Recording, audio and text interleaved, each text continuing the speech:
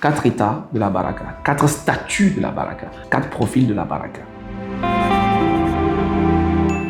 Le premier profil dont je veux parler, c'est ce profil-là que j'appelle le profil confusion, le stade confusion. Il y a un profil baraka qui peut se retrouver à un carrefour, qui a du mal à décider, qui a du mal à choisir, qui a du mal à savoir quoi faire exactement, quelle décision prendre, où aller. Donc ce sont des personnes qui se disent qu'il faut avancer, il faut faire quelque chose. Ça ne peut plus continuer comme ça, mais qui ne savent pas quoi faire. Ce sont des personnes qui sont là et qui hésitent, qui doutent, qui se demandent réellement, est-ce qu'il faut démissionner, est-ce qu'il faut rester? Est-ce qu'il faut entreprendre? Est-ce que c'est trop risqué? Est-ce qu'il faut quitter l'entreprise, quitter le pays? Qu'est-ce qu'il faut faire concrètement? Est-ce qu'il faut fermer? Est-ce qu'il faut développer? Est-ce qu'il faut recruter? Est-ce qu'il faut renvoyer? Est-ce qu'il faut licencier? Que faut-il faire? Est-ce qu'il faut investir? Il faut continuer par épargner? Est-ce qu'il faut lui faire confiance? Qu'est-ce qu'il faut faire? Confusion totale.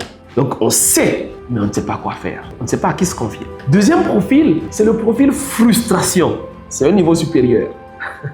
Le premier profil, c'est le profil confusion, c'est-à-dire que confus, on ne sait pas quoi faire. On a des doutes, on veut se former, mais on ne sait pas avec quelle formation. On veut aller, on ne sait pas. Frustration, c'est on sait, mais on est frustré parce qu'on ne le fait pas. C'est-à-dire que le deuxième profil, frustration, c'est la personne qui sait clairement dans son cœur qu'elle doit faire quelque chose. Elle sait ce qu'elle doit faire.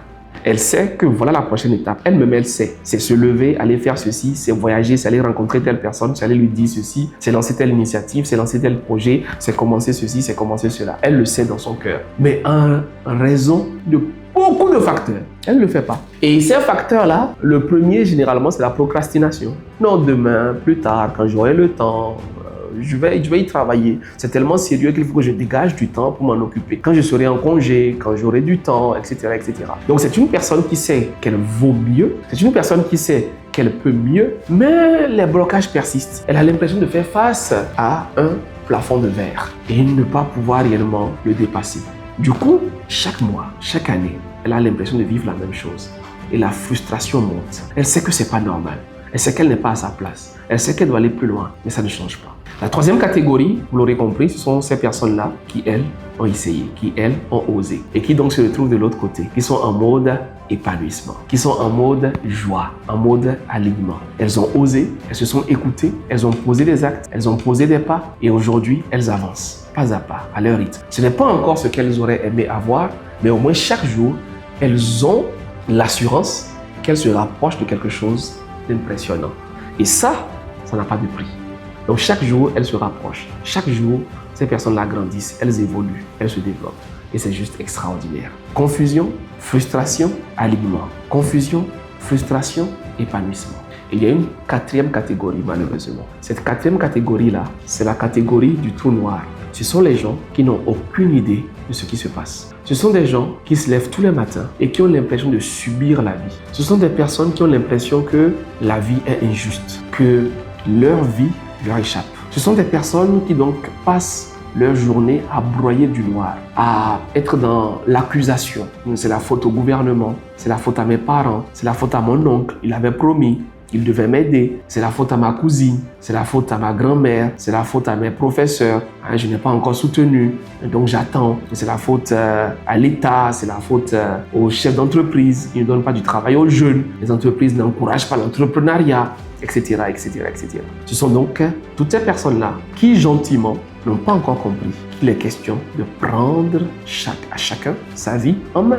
Ce sont des gens qui n'ont pas compris qu'il faut prendre la vie en main. Ce sont des gens qui pensent encore que voilà, les parents, la société, ça va aller. Un jour, les choses iront mieux, on va s'en sortir, etc., etc., etc. Et ça, c'est malheureusement la catégorie la plus difficile à traiter. Parce que le salut vient à partir du moment où l'on comprend que personne ne viendra te sauver. Et que d'une année à une autre, les choses peuvent ne pas du tout changer. Et même s'empirer. Et donc, à un moment donné, il faut s'asseoir et se demander, mais qu'est-ce que je fais de ma vie? Et c'est à partir de ce moment-là qu'on active donc le mode maturité. C'est à partir du moment où on se demande, qu'est-ce que je décide de faire de ma vie? Où est-ce que je vais? Qu'est-ce que je vais devenir? Qu'est-ce que je veux faire de moi-même? Qu'est-ce que je veux faire de ce que les gens ont fait de moi? Qu'est-ce que je veux faire de ce que la société a fait de moi? À partir de ce moment, on s'ouvre les portes de son choix, de sa décision. On entame donc un processus à partir de ce déclic-là qui va nous permettre de croître, de grandir, de nous orienter et de choisir. Et donc, on s'offre la possibilité donc d'avancer vers les autres cases. Donc, c'est un cheminement. Donc, c'est le déclic. Donc on quitte la survie en mode déclic, on aboutit donc à la confusion, on se pose beaucoup de questions, on regarde ce qui se fait autour de nous, on peut vivre également la frustration et quand on continue, on arrive donc à l'escale de l'épanouissement. Et l'épanouissement, ce n'est pas une fin en soi, non, c'est un voyage, c'est un cycle qu'on renouvelle et chaque jour, on va un peu plus vers le meilleur de soi-même. La question, c'est à quel niveau êtes-vous? Et peut-être que vous connaissez une personne qui gagnerait à écouter cette vidéo, à suivre cette vidéo, parce que vous croyez que cette personne a du potentiel et qu'elle pourrait aller plus loin. Alors n'hésitez pas, partagez-lui cette vidéo-là. Le but, ce n'est pas de gérer le quotidien. Le but, ce n'est pas de se demander si on peut y arriver ou pas. Tout le monde peut y arriver. La question, c'est dans quelle situation es-tu aujourd'hui et qu'est-ce que tu vas faire pour passer à la situation suivante. C'est tout. Ce n'est pas que certains sont qualifiés, d'autres ne le sont pas. Ce n'est pas que certains sont chanceux, d'autres ne le sont pas. C'est simplement que certains, consciemment ou inconsciemment, ont activé leur baraka et pas les autres. Et toi, as-tu activé ta baraka? Continues-tu d'activer ta baraka? Transmets cette vidéo-là à quelqu'un qui a besoin d'aller plus loin. Et grandissons ensemble. Soutenons-nous. Créons une communauté de personnes qui s'encouragent, qui se motivent et qui progressent ensemble.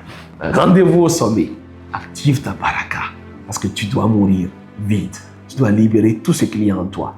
C'est ce que nous essayons de faire dans cet univers. À très bientôt.